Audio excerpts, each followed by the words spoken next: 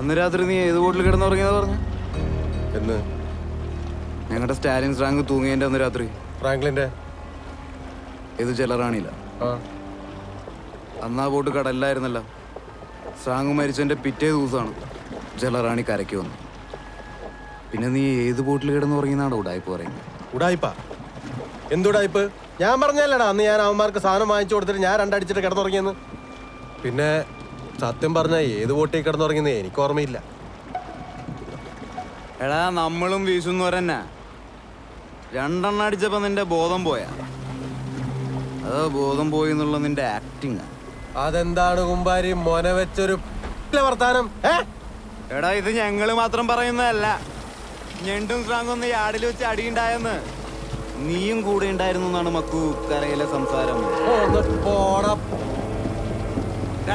സംസാരം ക്ലിയർ ആയിരിക്കണം. ഒരുമാതിരി ഊക്കിയ വർത്താനം പറയരുത്. പറയാതെ പിന്നെ കരക്കാര് പറയാനായിട്ട് നീ എന്താ